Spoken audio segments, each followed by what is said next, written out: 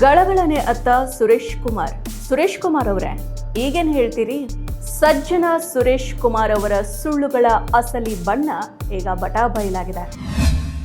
ನಮಸ್ಕಾರ, ಈ ದಿನ .comಗೆ ಸ್ವಾಗತ. ನಾನು ಸಪನ. ಬಿಜೆಪಿಯ ಹಿರಿಯ ಶಾಸಕ ಹಾಗೂ ಸಜ್ಜನ ರಾಜಕಾರಣಿ ಅಂತ ಬಿಂಬಿತ ಆಗಿರೋ ಸುರೇಶ್ ಕುಮಾರ್ ಅವರು ಮತ್ತೆ ವಿವಾದಗಳ ಸುಳಿಯಲ್ಲಿ ಸಿಲುಕ್ತಾ ಇದ್ದಾರೆ.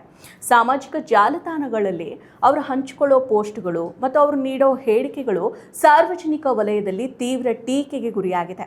ಅದರಲ್ಲೂ ವಿಶೇಷವಾಗಿ ಹೇಳುವುದಾದರೆ, ಚಾಮರಾಜನಗರ ಆಕ್ಸಿಜನ್ ದುರಂತದ ಕುರಿತು ಅವರು ನೀಡಿದ್ದ ಹೇಳಿಕೆಗಳು ಇದೀಗ ಪುನಃ ಮುನ್ನೆಲೆಗೆ ಬಂದಿದೆ.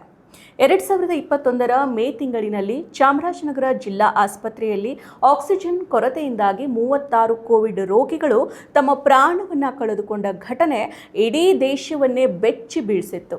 ಆಗ ಜಿಲ್ಲಾ ಉಸ್ತುವಾರಿ ಸಚಿವರಾಗಿದ್ದ ಸುರೇಶ್ ಕುಮಾರ್ ಅವರು ಈ ದುರಂತವನ್ನು ಸಮರ್ಥಿಸಿಕೊಳ್ಳೋ ಭರದಲ್ಲಿ ನೀಡಿದ ಹೇಳಿಕೆಗಳು ವಿವಾದದ ಕಿಡಿಯನ್ನ ಹೊತ್ತಿಸಿದ್ವು.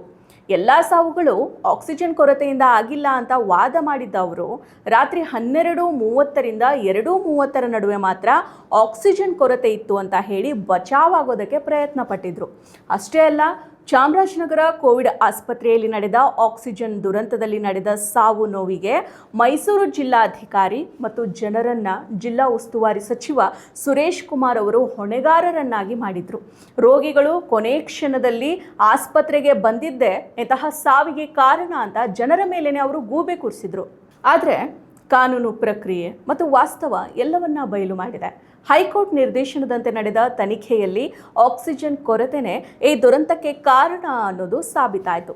ಸಾವನ್ನಪ್ಪಿದ ಕುಟುಂಬಗಳ ಪೈಕಿ 21 ಸಂತ್ರಸ್ತ ಕುಟುಂಬಗಳು ಸರ್ಕಾರಿ ಉದ್ಯೋಗಕ್ಕೆ ಬೇಡಿಕೆಯನ್ನ ಇಟ್ಟಿದ್ರು. ಹೀಗಾಗಿ ಮೃತಪಟ್ಟ ಕುಟುಂಬದವರಿಗೆ ಸರ್ಕಾರಿ ನೌಕರಿ ಭರವಸೆಯನ್ನ ವಿರೋಧ ಪಕ್ಷದಲ್ಲಿದ್ದಾಗ ಸಿದ್ದರಾಮಯ್ಯ ಹಾಗೇನೆ DK ಶಿವಕುಮಾರ್ ಅವರು ಈ ಭರವಸೆಯನ್ನ ನೀಡಿದ್ರು. ಇದೀಗ ಕೊಟ್ಟ ಭರವಸೆಯಂತೆಯೇ 5 ವರ್ಷಗಳ ನಂತರ 2026 ಏಪ್ರಿಲ್ನಲ್ಲಿ ಮೃತಪಟ್ಟವರ ಕುಟುಂಬದ 21 ಸದಸ್ಯರಿಗೆ ಕರ್ನಾಟಕ ಸರ್ಕಾರ ಸರ್ಕಾರಿ ಉದ್ಯೋಗವನ್ನ ನೀಡೋ ಮೂಲಕ ಅವರಿಗೆ ನ್ಯಾಯವನ್ನ ಒದಗಿಸಿಕೊಟ್ಟಿದೆ.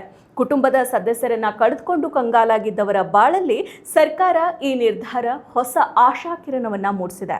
ದಶಕಗಳಿಂದ ಶಾಸಕರಾಗಿರೋ ಸುರೇಶ್ ಕುಮಾರ್ ಅವರು ಜನರ ಸಂಕಷ್ಟಗಳಿಗೆ ಕಿವಿಯಾಗದೆ ಕಿವುಡುತನ ಮೆರೆದಿದ್ದಾರೆ. ಜೊತೆಗೆ ಜನರ ಸಂಕಷ್ಟಗಳಿಗೆ ಜನರನ್ನೇ ದೂಷಿಸೋ ಕೆಲಸವನ್ನ ಮಾಡಿದ್ದಾರೆ. ಇವರ ಈ ನಡವಳಿಕೆಗಳಿಗೆ ಅವರ ಈ ಸಜ್ಜನಿಕೆಯ ಮುಖವಾಡವನ್ನ ಅವರೇ ಕಳ್ಚಿಕೊಂಡಿದ್ದಾರೆ.